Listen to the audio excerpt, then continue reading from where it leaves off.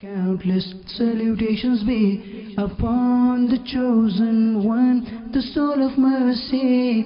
Countless salutations be upon the divine candle of assembly of guidance. Alhamdulillahi Rabbil Alameen, wassalatu wassalamu ala Sayyidil Mursaleen, amma ba'du fa'a'udhu billahi minash shaytanir rajim, bismillahir rahmanir rahim. الصلاة والسلام عليك يا رسول الله وعلى آلك وأصحابك يا حبيب الله. الصلاة والسلام عليك يا نبي الله وعلى آلك وأصحابك يا نور الله.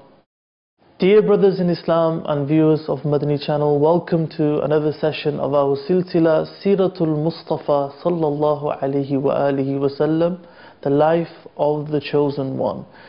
In our last session we covered the time our beloved Prophet sallallahu alaihi wasallam spent with his foster mother, the noble Halima Sa'diyah radiyallahu ta'ala anha. We covered the event of Shaqqus Sadr, when the angels were seen splitting the blessed chest of our beloved Prophet sallallahu alaihi wasallam, and this caused concern for the Honorable Halima radiyallahu ta'ala and her husband, and she returned the Prophet sallallahu alaihi wasallam to his honorable mother Sayyida Amina radiyallahu ta'ala anha in Makkatul Mukarramah. We came to the point where our beloved Prophet sallallahu alaihi wasallam accompanied his honorable mother Sayyida Amina to Madinatul Munawwara. Also in their company was the famous and devoted slave girl inherited by our beloved Prophet sallallahu alaihi wasallam, Barakah, who was known as Ayman. We reached the stage where our beloved Prophet sallallahu alaihi wasallam was due to return with his honorable mother and with Ayman from Madinatul Munawwara. What happened next? Before we continue from where we left off, I would like to share with you a blessing, a hadith which expresses the excellence of sending salawat, sending blessings upon our beloved Prophet sallallahu alaihi wasallam. Our beloved Prophet sallallahu alaihi wasallam has said, recite or send salawat upon me, blessings upon me, read Durood Sharif in a lot on Friday night and Friday. Now Islamically the night comes before the day, so the duration or the phase of time our Prophet sallallahu alaihi wasallam is referring to is what we would probably understand to be Thursday night, but in fact Islamically it's Friday night. So from Friday night and the day of Friday until sunset, our beloved Prophet sallallahu alaihi wasallam is referring to this particular period of time. He said, send a lot of salawat upon me during this phase of time. Whosoever does this, for him on the day of judgment I will be an intercessor and witness. Sallu ala al-Habib sallallahu ta'ala ala Muhammad. Dear brothers in Islam and viewers of Madani channel, on the day of judgment people will be worried about whether they will go to heaven or hell. In this state of concern, they will turn to Sayyiduna Adam alayhi salam, and from Sayyiduna Adam alayhi salam they will go from prophet to prophet, and the words izhabu ila ghayri will echo, meaning go to another, until they reach Sayyiduna Isa alayhi salam, who will finally direct them towards our beloved Prophet sallallahu alaihi wasallam. And when the people will finally arrive in the presence of our beloved Prophet sallallahu alaihi wasallam, he will embrace them and accept them with the words Ana laha, according to Sahih Bukhari, that I am for this. And according to Imam Tabarani, the Prophet ﷺ will say to them, Ana sahibukum, I am the one you're looking for, I am the one you've been searching for.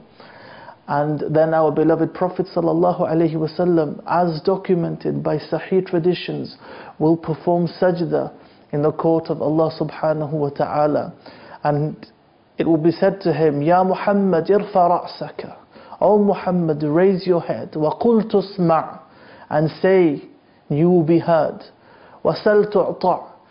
And ask, you will be given. وَاشْفَعْ تُشَفَّعْ. Intercede, your intercession is accepted. Our beloved Prophet ﷺ will be given permission to intercede for the people from this moment on. How lucky and fortunate will be the people who will be blessed with the intercession of our beloved Prophet ﷺ. And simply one of the ways of attaining this intercession is by expressing love for him through sending salawat, blessings upon him, reading Durood Sharif. May Allah subhanahu wa ta'ala enable us to do so as part of our daily routines, and especially on Friday night and a Friday as instructed by our beloved Prophet sallallahu alaihi wasallam.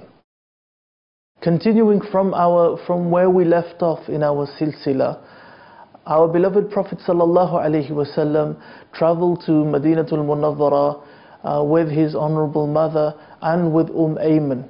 On their return from this journey, the honorable mother of our beloved Prophet sallallahu alaihi wasallam, Sayyida Amina radiyallahu ta'ala anha, became very ill, and in fact this illness it led to her death. She died at a place called Abwa. Now our beloved Prophet sallallahu alaihi wasallam was 6 years old, according to many traditions. At the time he lost his honorable mother, so he became doubly an orphan. He was born without seeing his father, who died while he was in his mother's womb, and now at the age of 6 he loses his honorable mother. And any father, just a thinking point for everyone, most fathers would understand and agree with this point, that the care and attention and affection that is expressed by a mother, it cannot be matched by the father.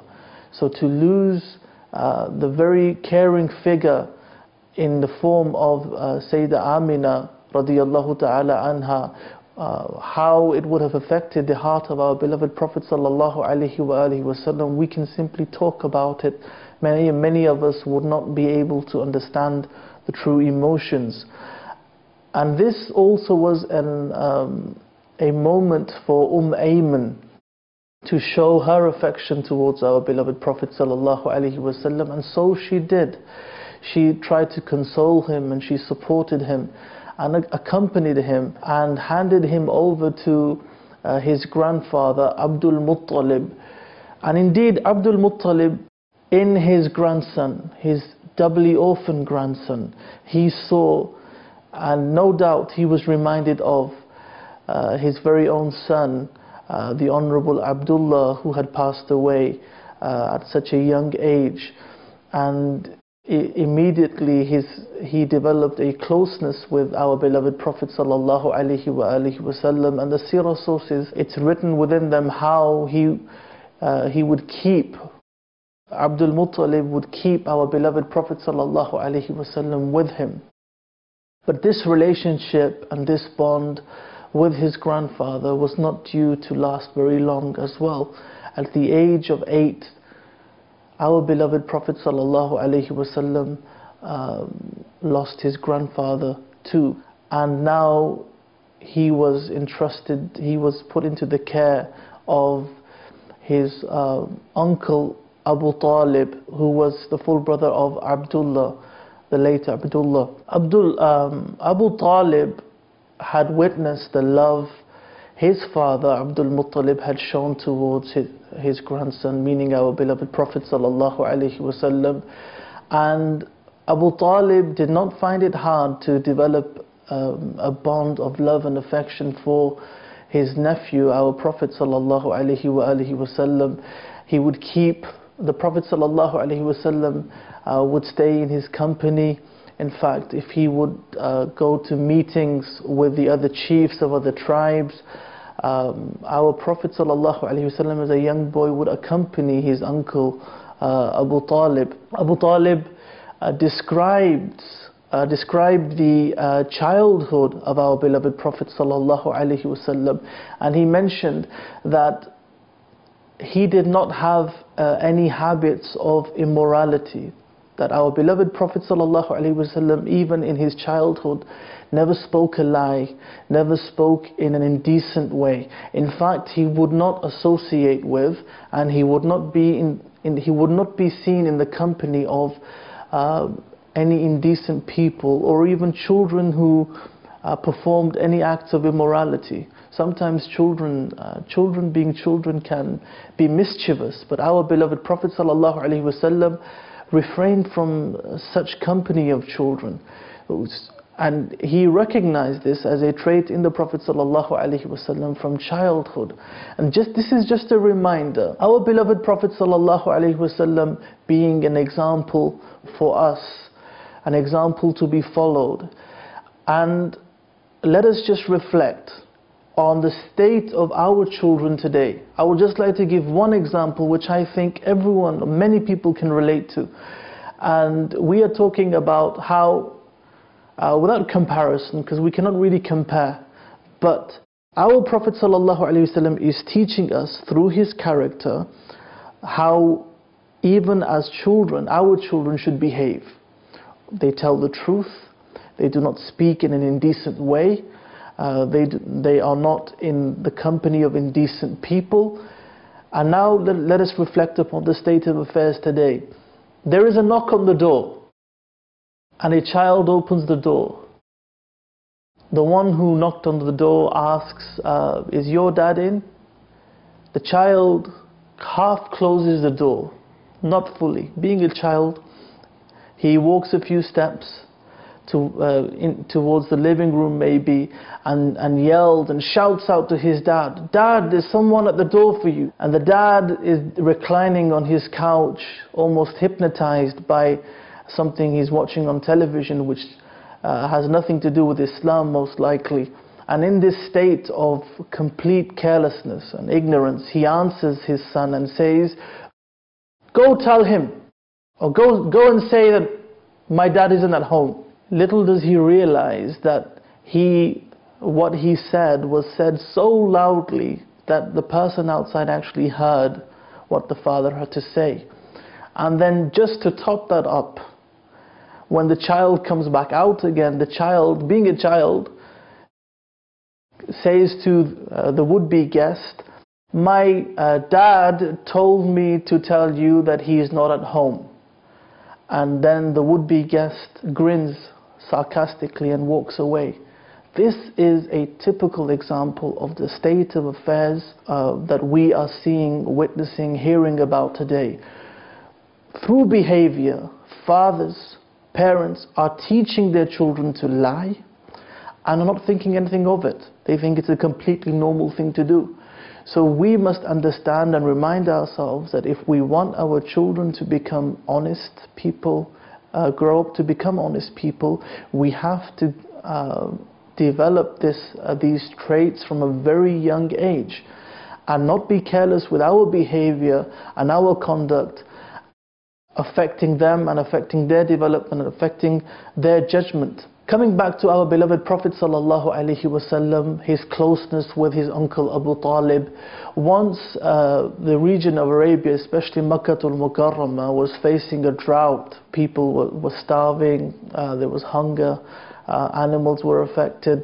An elderly man advised the people, "Go to Abu Talib, for he is the caretaker or the carer of the sacred house, the Kaaba Sharif, and ask him to supplicate and make dua for rain, for he is an honorable man." The chiefs and the people, they agreed, and they decided to approach Abu Talib, and they asked Abu Talib to make dua for rain, as the little that they had, it's almost gone. Animals are suffering, people are dying, and we're in dire need of rain. Abu Talib was accompanied by our beloved Prophet sallallahu alaihi wasallam, and he raised his hands in supplication. Moments later, our beloved Prophet sallallahu alaihi wasallam raised his blessed finger towards the heavens, and as he did this, out of nowhere clouds appeared and it rained heavily. It rained and rained and rained. The rain itself was seen gathering around the region within the hills.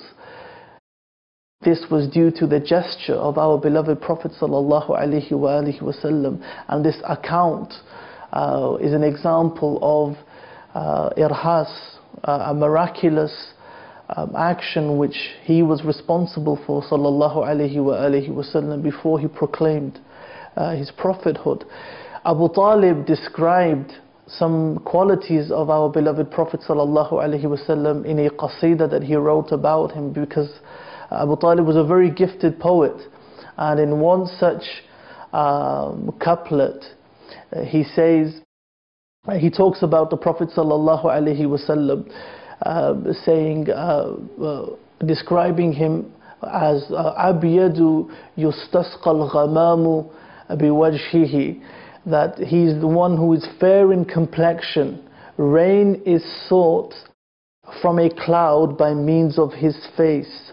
Thimalul yatama ismatun lil aramili. He is the abode of orphans and the carer for widows, describing the traits of our beloved Prophet sallallahu alaihi wasallam. Dear brothers in Islam and viewers of Madani channel, one of the titles of our beloved Prophet sallallahu alaihi wasallam is Ummi, and reasons are given for this title of our beloved Prophet sallallahu alaihi wasallam. One reason being that, as is the case for the words Makki al-Madani, it expresses a link to the city of Makkatul Mukarramah, which also has a title of Ummul Qura.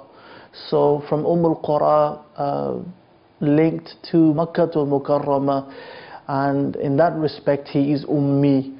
But the other, and possibly the more famous opinion regarding this word, is that the word Ummi refers to an individual who did not go through formal schooling or formal education, and this is a description given to our beloved Prophet sallallahu alaihi wasallam, and he is described as an individual who did not go through formal schooling, did not receive education from a teacher the way people would normally do in schools and in institutes or some kind of educational circle. And the ulama describe his ummi nature as actually being an example of one of his miracles. It was miraculous that he was ummi, but such an ummi who was taught by Allah subhanahu wa ta'ala. Allah had given him the knowledge of the people, of the first and the last. In explaining the reasons for our beloved Prophet sallallahu alaihi wasallam being referred to as Ummi, some reasons, the real reason Allah subhanahu wa ta'ala knows best, but some reasons are given by the scholars of Islam.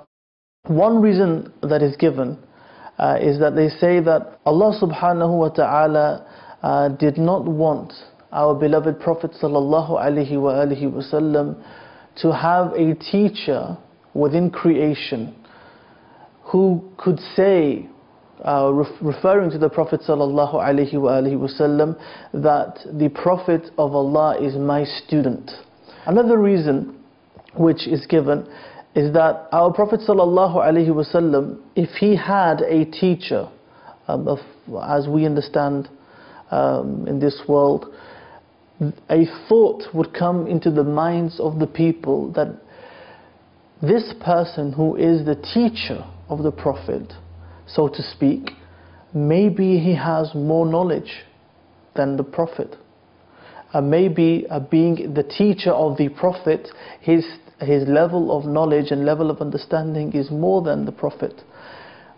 Another reason given in explaining why the Prophet ﷺ is described as Ummi is that the Prophet ﷺ, if he was an individual who had gone through formal education, one accusation which the people would have put forward against the Prophet ﷺ would have been that due to the fact that he's able to write, he wrote the Quran himself and he made this book up himself. It was from him.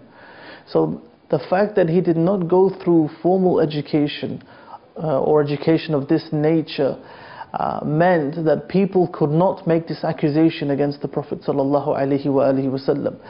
Another reason given for him being Ummi is that our beloved Prophet ﷺ may have been, this accusation may have been put forward against him that, oh, he was able to read, so he might have read the scriptures which were sent down before him, and by reading the various scriptures that were sent down before him, he was able to make a new book based on what he had read from the other scriptures. Our beloved Prophet ﷺ did not go through a formal education or did not have a teacher, so to speak, within creation. Allah subhanahu wa ta'ala, Allah Azza wa Jal did not want anyone in creation to be a figure for whom our beloved Prophet ﷺ expresses an extreme level of humility, because I'd like you to think about the level of submissiveness and humility a student expresses towards a teacher. And one expression that is commonly used is how a student, he sits on his knees in respect of his teacher, and he is almost like a servant towards his teacher. His humility is such that he is waiting for instruction from his teacher and willing to serve him in every way. And the ulama say that Allah subhanahu wa ta'ala did not want this to be the case for our beloved Prophet sallallahu alaihi wasallam, that he shows that kind of humility and submissiveness, because he is the greatest in character in creation.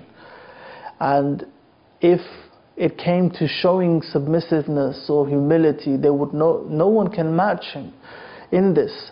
So our Creator, Allah subhanahu wa ta'ala, did not want this to be the case, that He expresses such humility towards anyone else in creation. And this is some insight we have regarding the possibilities of, the possible reasons behind why our beloved Prophet sallallahu alaihi wasallam was ummi, meaning he did not receive a formal schooling or formal education, but he who was taught by Allah subhanahu wa ta'ala, there is no doubt that his knowledge and his wisdom was incomparable and cannot be matched by anyone in creation. Allah subhanahu wa ta'ala enable us to remind each other of the wonderful qualities, the amazing qualities of our beloved Prophet sallallahu alaihi wasallam.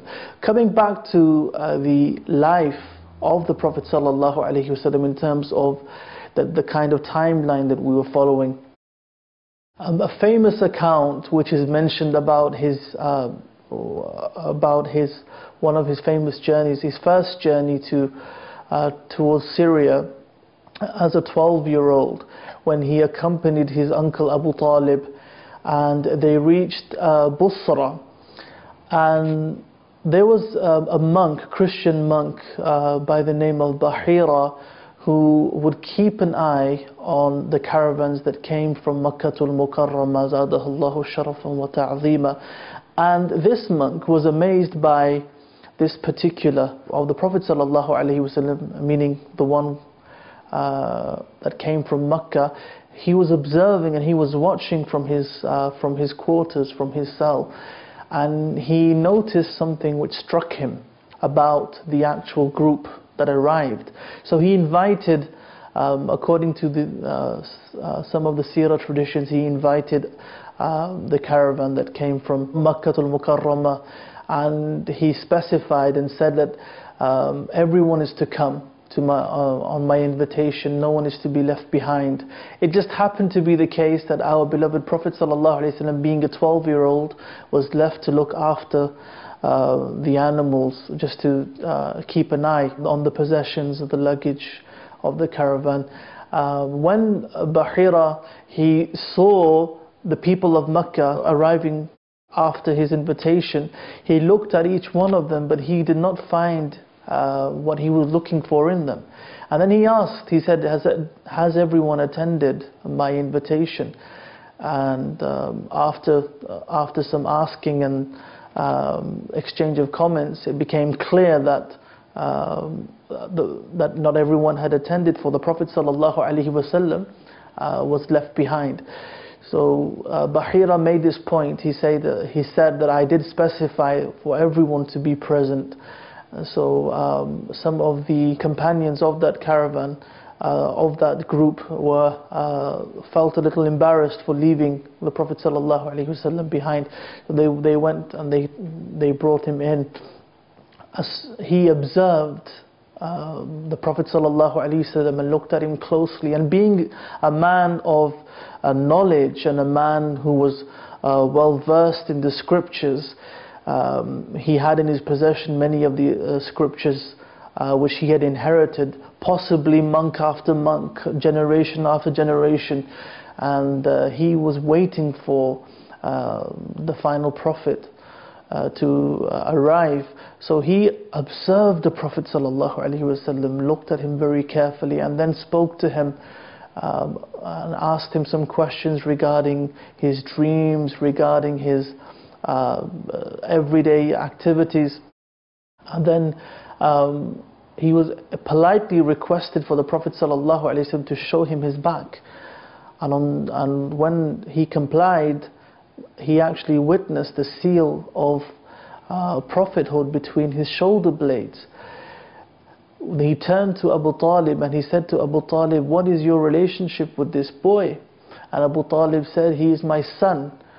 Bahira said, "This is not possible. It is not possible for this boy's father to be alive." And then Abu Talib said, he is my nephew. And then Bahira, he revealed that he had witnessed how the trees and the rocks were almost bowing to the Prophet ﷺ, and how he was being given shade. A cloud was shading the caravan when it arrived, and he revealed to Abu Talib that this boy has a very bright future. Do not go further into Syria, for if the Jews recognize him, and if they come to know what I know, they will kill him. And we know this from previously when we discussed the life of the Honorable Abdullah, that how the Jews recognized him and they tried to kill him. They attacked him. Bahira's account was further evidence of how detailed the descriptions about the final prophet, the events leading up to the arrival of the final prophet, and some of the significant events during the time of the final prophet. All of these were many things that were well documented and actually mentioned in their scriptures. Following the advice of Bahira, Abu Talib and his companions decided to sell their stock and whatever they had without going any further into Syria, for the safety of our beloved Prophet ﷺ, since the warning of Bahira was very clear. The noble Khadija was a wealthy widow of that region, well respected by the people, of that time, and due to the fact that she was a widow, she was in need of a representative to take some items to be sold in Syria for buying and selling purposes in Syria. For this task, as mentioned, the Prophet ﷺ was chosen, and she agreed to pay double of what she would pay any other person, due to the fact that our beloved Prophet ﷺ had a reputation of trust. On this journey, she made arrangements for our beloved Prophet ﷺ to be accompanied by her trustworthy servant Maysara. This journey was or became the second journey of our beloved Prophet ﷺ to Syria. And according to the sources of Seerah, he was near the age of 25 when he set off on this journey. What happened on this journey, this second journey to Syria?